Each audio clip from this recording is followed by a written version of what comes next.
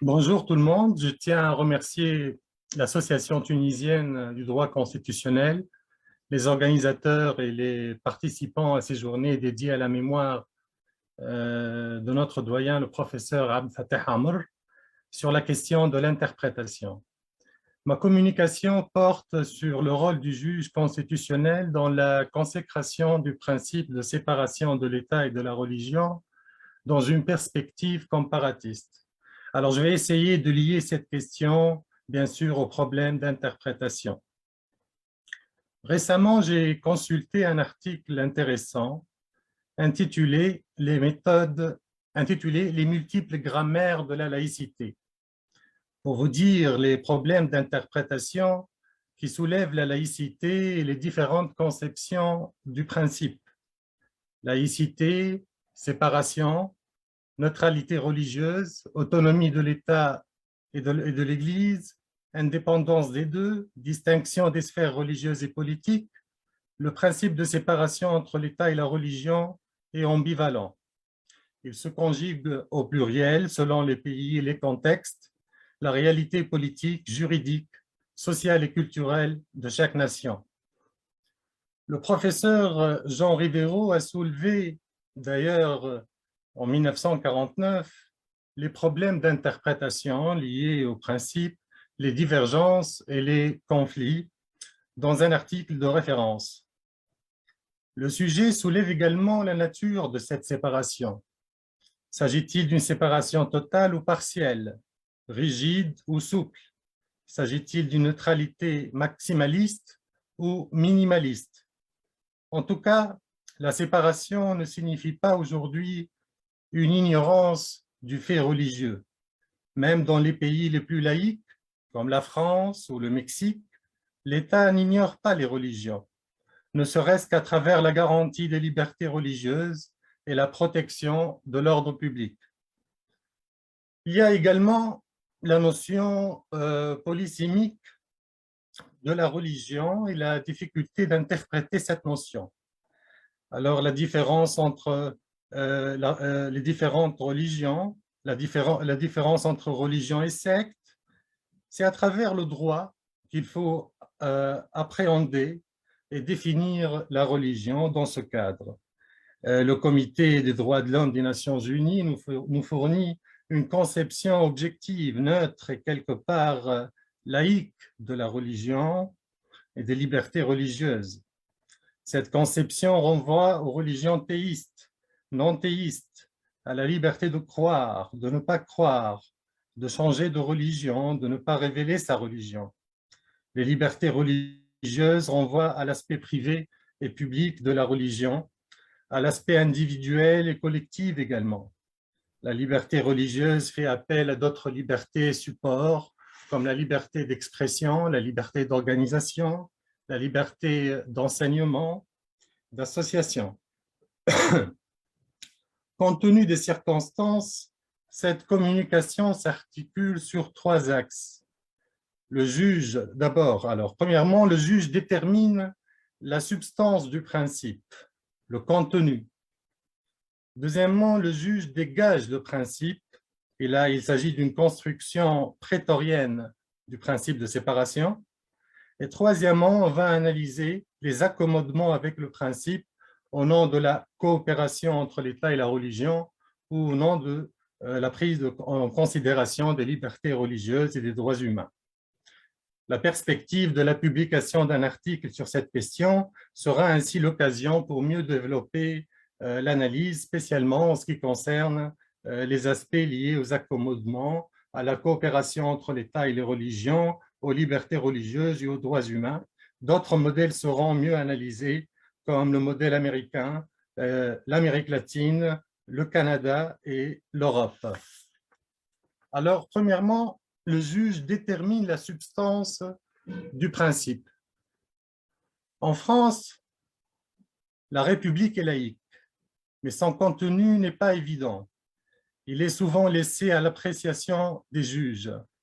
Le Conseil d'État a joué d'ailleurs un rôle de premier plan dans l'interprétation et l'application du principe. Promulgué le 9 décembre 1905 sous la Troisième République, La loi de séparation de l'État et des Églises constitue, avec la déclaration de 1789, les lois laïques de Jules Ferry et les dispositions constitutionnelles de 1946 et de 1958, la clé de voûte de la laïcité française. L'article 1er de la loi de 1905 dispose que la République assure la liberté de conscience et garantit le libre exercice des cultes.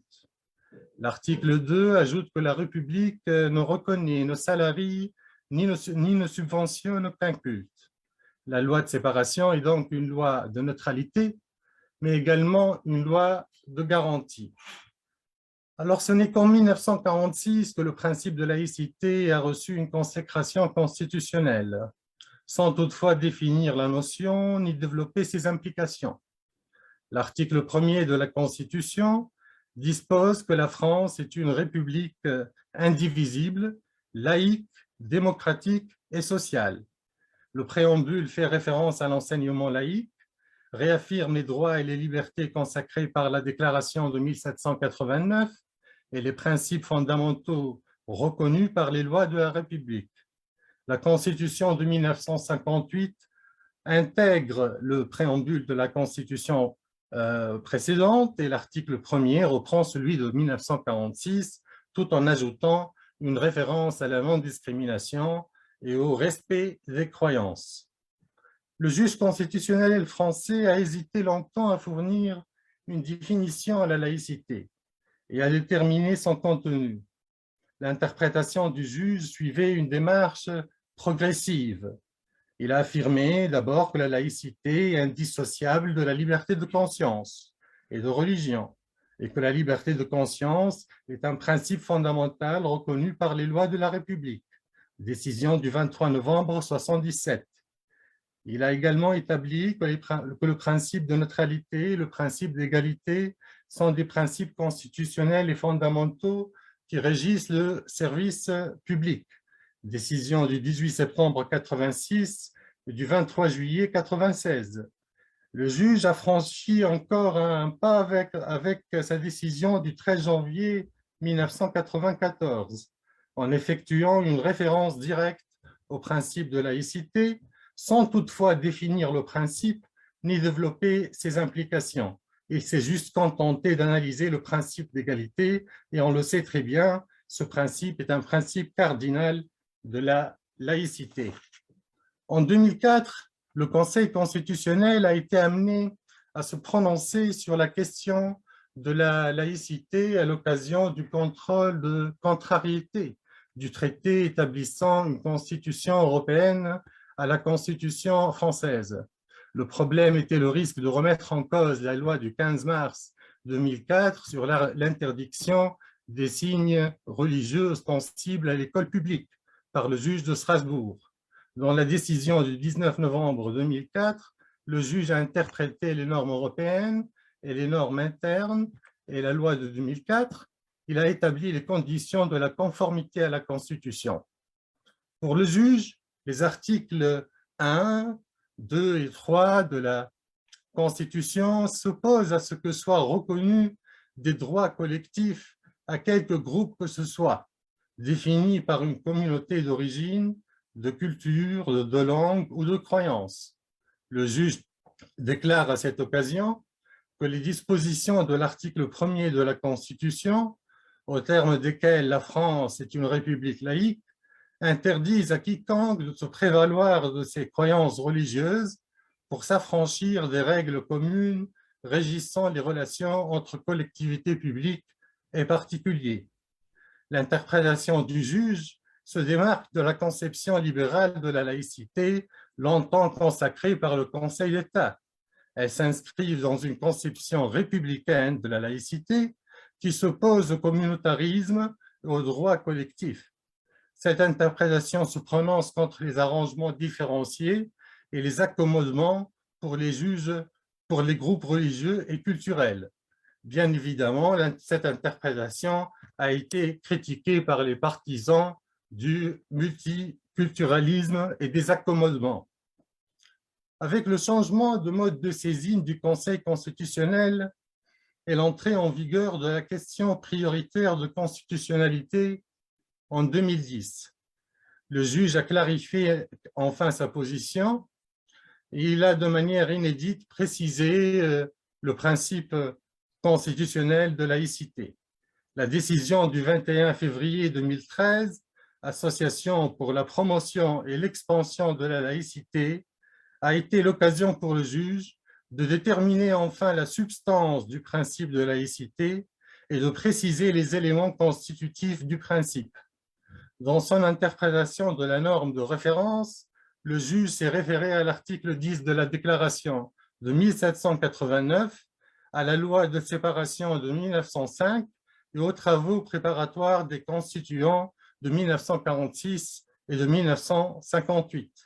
Il a déclaré à cette occasion, je cite, que le principe de laïcité figure au nombre des droits et libertés que la Constitution garantit, qu'il en résulte la neutralité de l'État, qu'il en résulte également que la République ne reconnaît aucun culte, que le principe de laïcité impose notamment le respect de toutes les croyances, l'égalité de tous les citoyens devant la loi sans distinction de religion et que la République garantisse le libre exercice des cultes, qu'il implique que celle-ci ne salarie aucun culte. Fin de la citation. En ajoutant le fait que la République ne salarie aucun culte, le juge incorpore la loi de séparation de 1905 dans la définition de la laïcité, établissant ainsi une cohérence entre les textes constitutionnels et les textes législatifs, tout en adoptant une interprétation qualifiée par certains de rigide et de la neutralité de la séparation.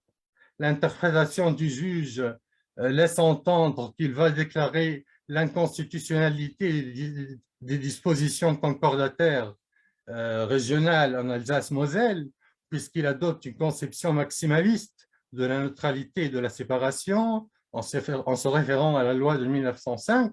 Or, c'est le contraire qui a été décidé. Et c'est en se référant aux travaux préparatoires des constituants de 1946 et de 1958 que le juge conclut à la constitutionnalité des dispositions régionales concordataires qui constituent une exception à la loi de séparation. La conformité s'est basée sur la volonté des constituants. Cette interprétation a été critiquée par plusieurs commentateurs. Le problème porte sur l'interprétation de la Constitution. L'interprétation doit-elle être actualisée et adopter les dispositions constitutionnelles au changement ou se limiter au contraire à la volonté des constituants? Ces critiques ont relancé d'ailleurs les débats sur la constitutionnalisation de la loi de séparation.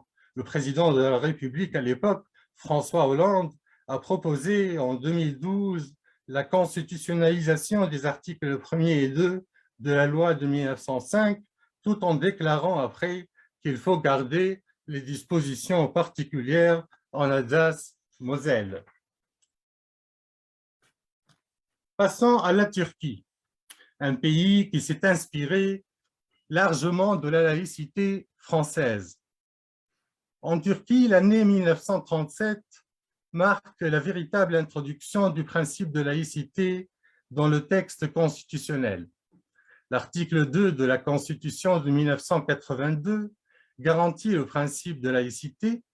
La République turque est un État de droit, démocratique, laïque et social, etc. L'article 24 de la Constitution interdit la politisation de la religion et l'instrumentalisation religieuse et garantit l'autonomie de l'ordre juridique. L'article 68 impose le respect de la laïcité pour les partis politiques. Avec la révision constitutionnelle du 30 octobre 2001, l'expression « République laïque » a été introduite dans la Constitution. L'article 13 dispose que les limitations dans les droits et libertés fondamentaux font l'objet ne peuvent être en contradiction ni avec la lettre et l'esprit de la Constitution, ni avec les exigences d'un ordre social démocratique et de la République laïque, et elles doivent respecter le principe de proportionnalité. La Cour constitutionnelle turque a formulé ses décisions sur la base du principe de laïcité pour interdire un parti politique islamiste, le Parti de la Prospérité, et pour interdire également le port du foulard islamique dans les universités. Pour le juge, le principe de laïcité interdit à l'État de légiférer sur des bases religieuses. À travers la décision du 7 mars 1989, la laïcité apparaît comme un principe général qui gouverne les droits et les libertés. Le juge déclare à cette occasion, je cite, « La laïcité est l'organisatrice civique de la vie politique, sociale et culturelle, qui se fonde sur la souveraineté nationale, la démocratie, la liberté et la science. La laïcité est le principe qui offre à l'individu la possibilité d'affirmer sa personnalité propre à la liberté de penser et qui, en réalisant la distinction entre la politique et les croyances religieuses, rend effectives les libertés de conscience et de religion. Dans un régime laïque, la religion est préservée d'une politisation. » Fin de la citation. Ainsi, la liberté de manifester sa liberté religieuse, ici dans cette affaire à travers le port du foulard islamique, peut être restreinte pour des raisons d'ordre public, dans le but de protéger le principe de laïcité. Le port du foulard islamique dans les universités est jugé incompatible avec le principe de neutralité de l'enseignement public. La Cour constitutionnelle a également interdit et dissout un parti politique pour ses activités contraires au principe de laïcité et les prises de position favorables à l'instauration d'un régime théocratique. Cour constitutionnelle, l'arrêt du 16 janvier 1998. Dans cette affaire, le juge a considéré que dans un régime laïque, la religion, qui est une institution sociale spécifique, ne peut avoir autorité sur la constitution et la gestion de l'État. Le juge établit une distinction entre le politique et le religieux. Pour le juge, les sentiments religieux ne peuvent absolument pas être associés à la politique, aux affaires publiques et aux dispositions législatives. Ces domaines relèvent des données scientifiques et des besoins des individus et des sociétés. À l'occasion de cette affaire, le juge a adopté une interprétation large de la laïcité. En effet, le principe de laïcité n'apparaît pas uniquement comme un mécanisme juridique et institutionnel de gestion des rapports entre l'État et la religion. Il représente également un enjeu civilisationnel, culturel et démocratique. Le contenu du principe de laïcité ne puise pas donc ses effets dans la séparation, mais il comporte un contenu normatif. La laïcité est surtout une séparation entre le droit, comme ordre normatif autonome, et entre la religion. Le juge fait référence d'ailleurs à cette question délicate dans cette affaire en se référant à la charia. Il déclare dans ce cadre que, je cite, « La démocratie est l'antithèse de la charia. Le principe de laïcité, qui est un signe de civisme, a été la pulsion qui a permis pour la République turque le passage de l'Oumma, l'Ummet, à la nation, avec l'adhésion au principe de laïcité. Des valeurs fondées sur la raison et la science ont remplacé les valeurs dogmatiques. La laïcité a accéléré la civilisation en empêchant la religion de remplacer la pensée scientifique dans les activités de l'État. Elle a créé un vaste environnement de civisme et de liberté.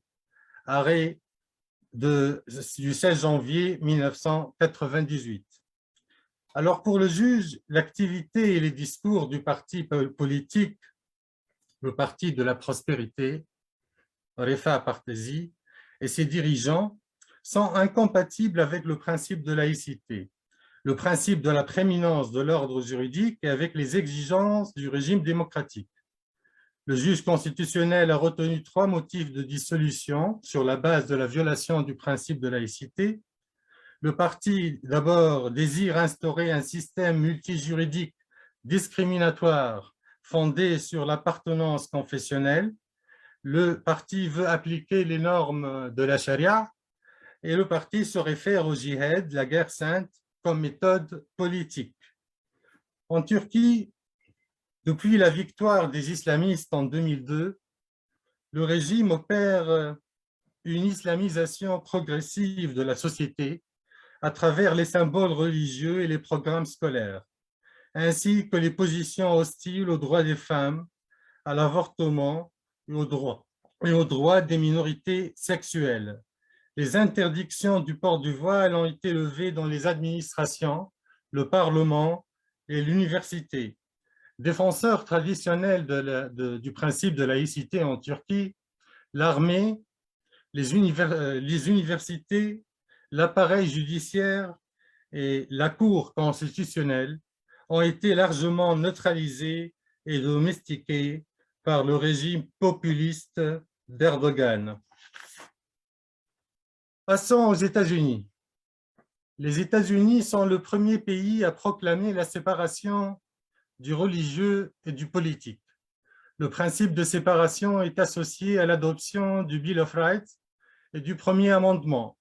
L'article 6 de la Constitution fédérale de 1787 précise, je cite, qu'aucune profession de foi religieuse ne sera exigée comme condition d'aptitude à quelque fonction ou charge publique de confiance dépendant des États-Unis. Le premier amendement a instauré une stricte séparation entre l'État et les églises. Le Congrès ne pourra... Alors, le premier amendement a instauré une stricte séparation entre l'État et l'Église. Le Congrès ne pourra faire aucune loi concernant l'établissement d'une religion ou interdisant son libre exercice. Le premier amendement pose le principe de séparation de l'État et des Églises, ainsi que le principe de la liberté religieuse. Le principe de séparation sera développé par la suite par la jurisprudence de la Cour suprême. La séparation au niveau fédéral ne s'appliquait pas immédiatement au niveau fédéré. Il fallait attendre les années 1940 pour que la Cour suprême élargisse dans 2 décisions historiques la clause du non-établissement et la clause du libre exercice aux États fédérés, l'arrêt Cantwell de 1940 et l'arrêt Everson de 1947. Et c'est à travers la technique de l'incorporation que les dispositions se sont imposées au niveau des États fédérés par le juge suprême. L'État est obligé d'observer un principe de stricte neutralité à l'égard de toutes les religions et de garantir le libre exercice des cultes et l'égalité entre les religions et les croyances. Pour la Cour suprême, la clause du non-établissement signifie, je cite, « Ni l'État ni le gouvernement fédéral ne peut instituer une église. Ni l'un ni l'autre ne peuvent adopter de loi qui aiderait une religion ou toutes les religions, ou qui préfèrent l'un par rapport à l'autre. » Aux États-Unis, la Cour suprême a été amenée à préciser sa méthode en matière de contrôle du respect par l'État du principe de neutralité religieuse. La Cour a précisé dans son arrêt Lemon contre Kurtzman de 1971 la méthode utilisée pour vérifier le respect de cette règle, le Lemon Test. Il s'agit d'un ensemble de conditions cumulatives et interdépendantes. Autrement dit, si la mesure litigieuse échoue à un seul de ces éléments, elle viole donc la clause du non-établissement et le principe de neutralité religieuse des pouvoirs publics. La première condition concerne le but de la mesure prise. La mesure ne doit pas avoir un objectif religieux, mais purement séculier. La deuxième condition s'intéresse aux effets de la mesure. L'effet principal ne doit pas promouvoir ou empêcher une religion. La troisième condition concerne l'éventuel lien institutionnel entre les pouvoirs publics et la religion. La mesure ne doit pas entraîner une implication excessive de l'autorité publique dans la religion. Le Lemon Test pose la question délicate de la perception de l'acte étatique et de l'interprétation. Il y a une difficulté pour interpréter ces conditions. Comment connaître, par exemple, l'intention du législateur? Et c'est pour cette raison le test de l'adhésion, l'endorsement test, fut par la suite retenu par la Cour suprême en matière d'interprétation. Il s'agit ici de savoir si la mesure litigieuse renvoie oui ou non à une adhésion à une religion des pouvoirs publics pour un observateur objectif et éclairé. Le principe de séparation entre l'État et la religion n'est pas uniquement une question de régulation et d'organisation des rapports entre les pouvoirs publics et les organisations religieuses. Le principe renvoie à un ordre normatif indépendant des considérations religieuses et métaphysiques. La laïcisation du droit et des mœurs s'inscrivent dans ce cadre, de même que la question des droits humains, du principe d'égalité et de la non-discrimination. À travers sa jurisprudence, le juge suprême a opéré, selon certains spécialistes, une banalisation de la religion chrétienne aux États-Unis. La Cour a retiré les privilèges de la religion majoritaire, participant ainsi aux transformations de la société américaine.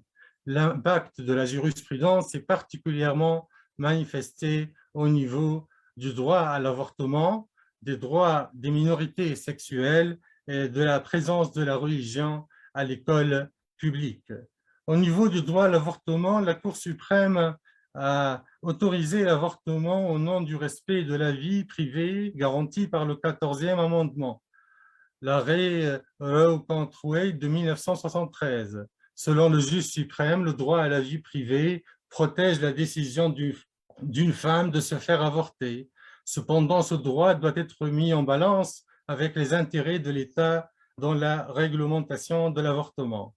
La question de l'avortement continue aujourd'hui de diviser la société américaine et des restrictions sont adoptées par les gouvernements conservateurs.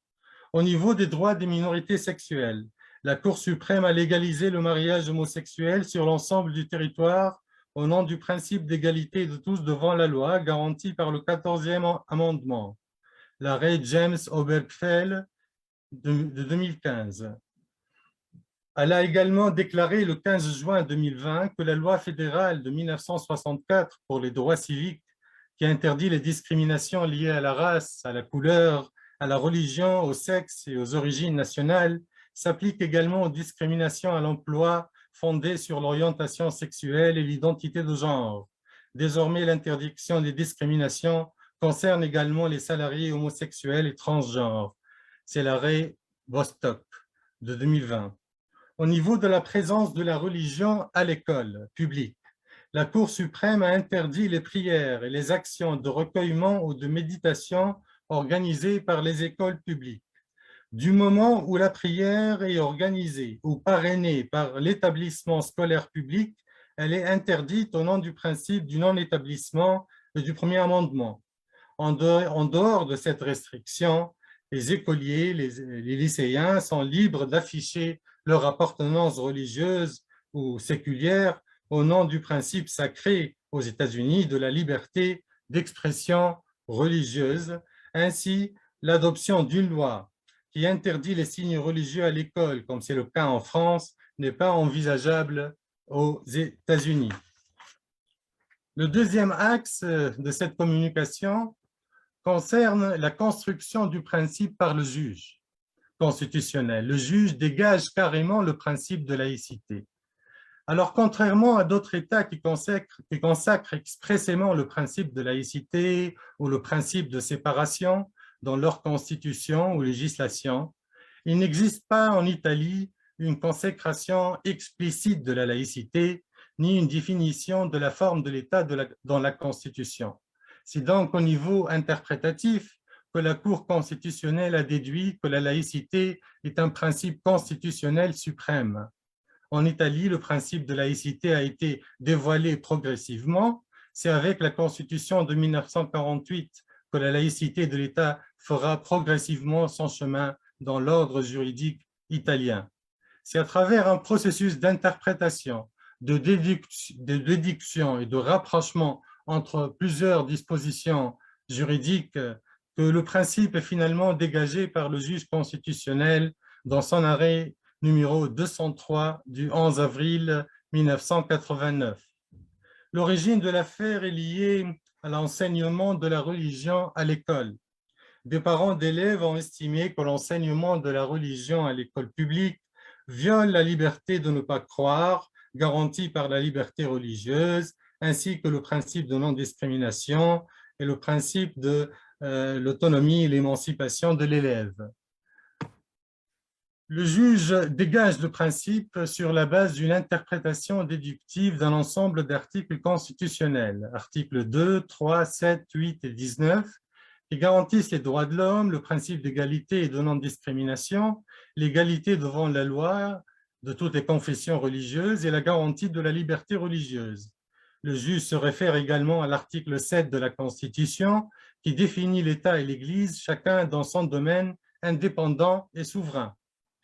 Le juge constitutionnel se base aussi sur l'accord de Villa-Madama signé entre le gouvernement Craxi et le Saint-Siège le 18 février 1984 et qui a modifié le concordat du Latran du 11 février 1929 signé sous le régime fasciste. La religion catholique n'est plus désormais la religion de l'État avec ses accords. La République laïque garantit cependant l'enseignement de la religion catholique dans les écoles publiques contre la France.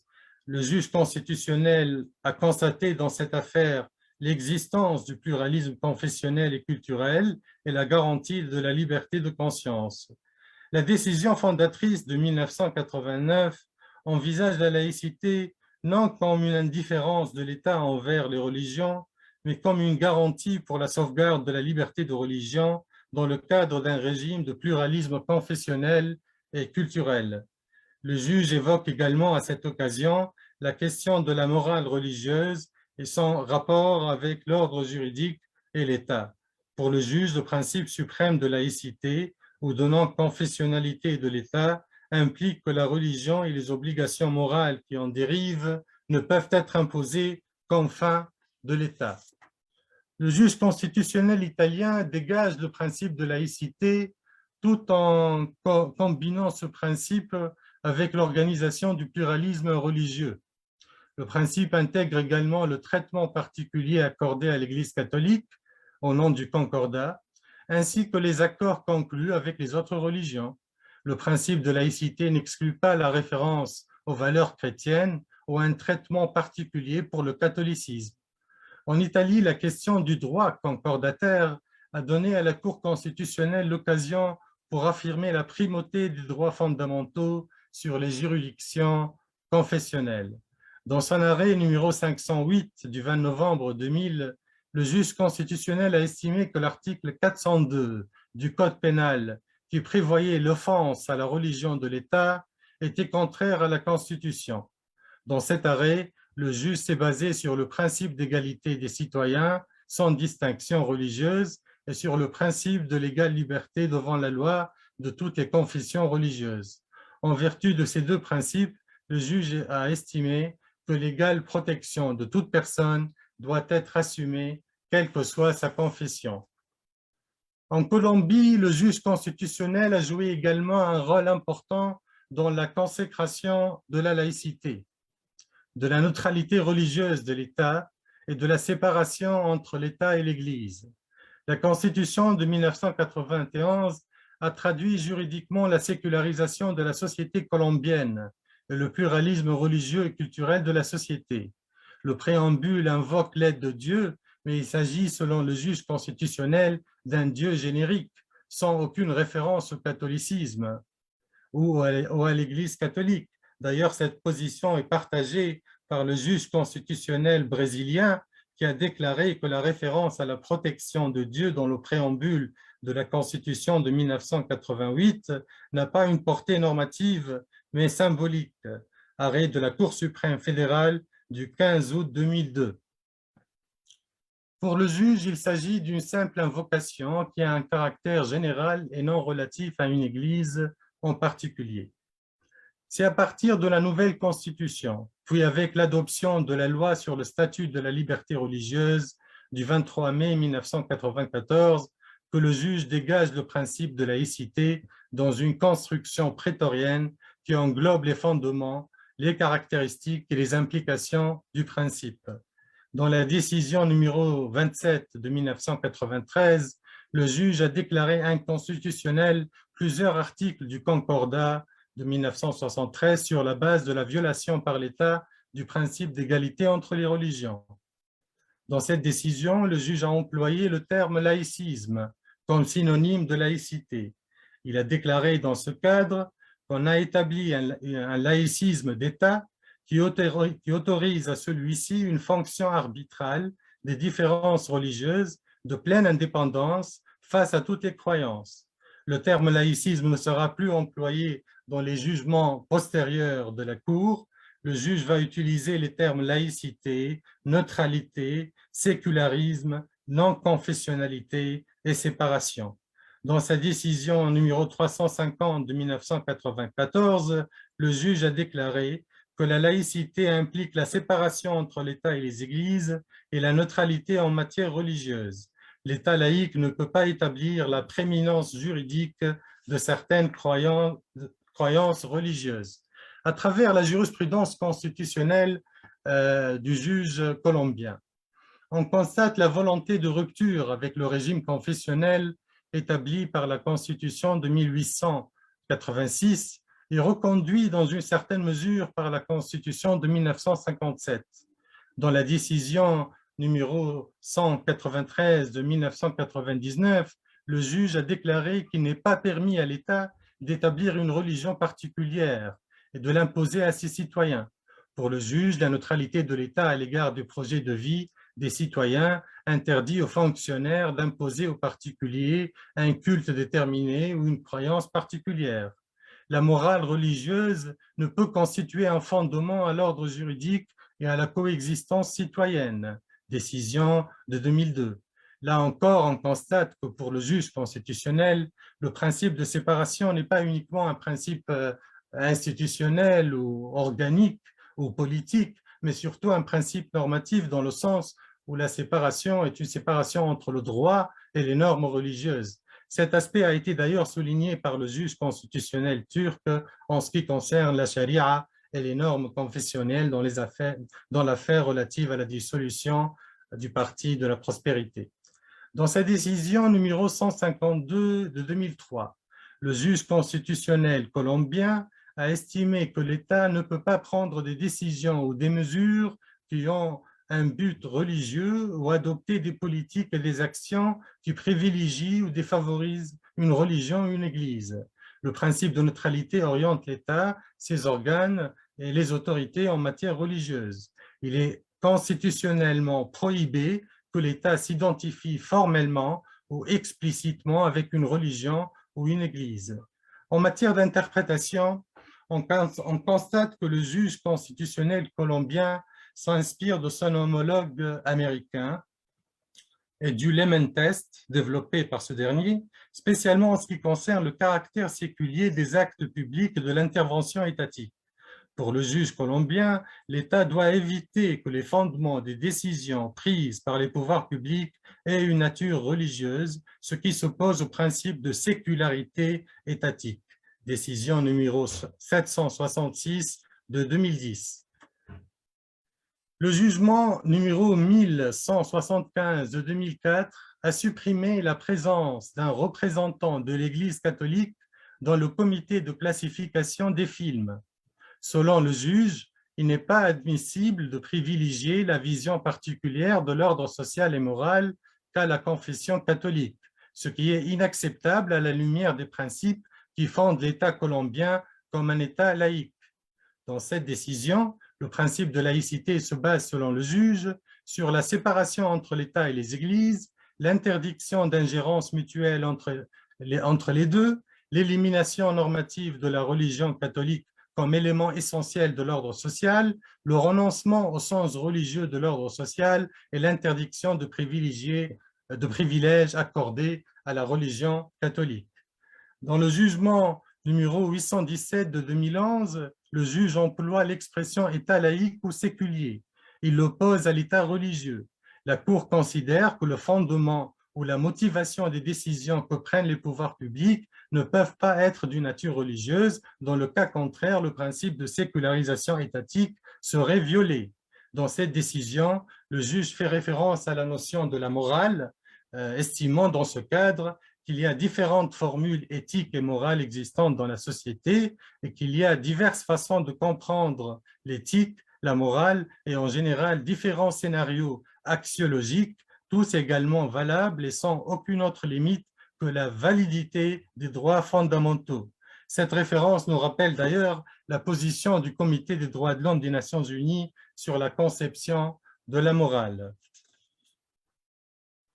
Le troisième axe, c'est les accommodements avec le principe de séparation.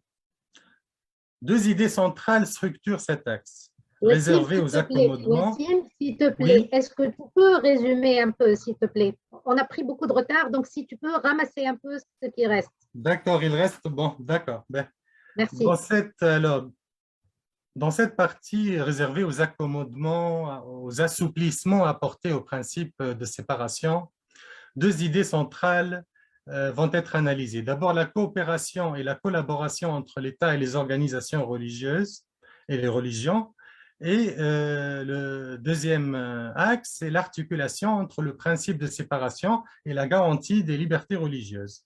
Dans plusieurs États, le principe de séparation de l'État et des religions n'empêche pas la coopération entre l'État et les organisations religieuses. Le sociologue Jean Bobéro évoque ici une laïcité de collaboration, une laïcité de reconnaissance consacrée par plusieurs États. Dans ce type de séparation ou de laïcité, l'importance est donnée aux libertés religieuses, à la manifestation publique des religions et des croyances sur la place publique. On évoque d'ailleurs une neutralité positive de l'État et une séparation souple. Certains États établissent un régime de séparation avec un traitement particulier pour une ou plusieurs religions. C'est le cas de l'Espagne, du Portugal, de l'Italie. Le principe de la neutralité de l'État n'exclut pas la référence aux valeurs chrétiennes en Espagne ou en Autriche. En Espagne, la séparation se conjugue avec un concordat conclu entre l'État et le Vatican et un système d'enregistrement qui ouvre la porte à des accords de coopération avec l'État. En Allemagne, la séparation n'empêche pas un régime d'organismes de droit public qui permet aux organisations religieuses de bénéficier de l'impôt sur le revenu collecté par l'État et versé ensuite à ces organisations. Alors, une partie du service public est concédée à l'Église catholique et à l'Église protestante, et certains spécialistes estiment qu'il s'agit d'une laïcité de reconnaissance du religieux qui, tout en respectant l'autonomie respective de l'État et de religieux, reconnaît les apports sociaux, éducatifs et civiques des religions. C'est dans sa décision du 15 mars 2007 que la Cour constitutionnelle fédérale allemande a employé l'expression de neutralité positive. Le concept de laïcité positive a obtenu également une reconnaissance juridique en Allemagne, en Espagne, en Colombie, dans plusieurs États de l'Amérique latine et d'Afrique. Au Brésil, le fondement juridique de la laïcité, c'est l'article 19, qui interdit à l'Union, aux États et aux municipalités d'établir des cultes religieux. Cet article s'inspire beaucoup du premier amendement américain. Cependant, il énonce l'exception de la collaboration pour l'intérêt général. La formule utilisée est propice à plusieurs interprétations selon les intérêts des groupes laïcs ou religieux. La Constitution de 1976 a précisé le champ d'application de cette exception qui concerne les domaines d'éducation, d'assistance sociale et du secteur hospitalier. Il y a un flou juridique qui concerne la laïcité brésilienne, puisqu'il y a le principe de séparation et l'exception de la collaboration entre les deux pour l'intérêt général. La Cour suprême fédérale ne s'est jamais prononcée sur l'interprétation à donner à cette notion de la collaboration d'intérêt public inscrite dans la Constitution, et ce flou juridique fera l'objet de diverses instrumentalisations politiques et religieuses. Pour le constitutionnaliste Otávio Rodrigues, cet article témoigne de la singularité de la laïcité brésilienne. Le législateur a voulu compenser la rigidité du principe constitutionnel de séparation par le régime de collaboration entre l'État et les acteurs religieux pour le bien commun et l'intérêt général. La coopération entre l'État et les organisations religieuses est consacrée également dans plusieurs constitutions en Afrique, plusieurs pays francophones consacrent le principe de laïcité, mais également attribuent une place importante pour les libertés religieuses et et la coopération entre l'État et les religions. C'est le cas du Bénin, du Mali, du Sénégal. Merci pour votre attention.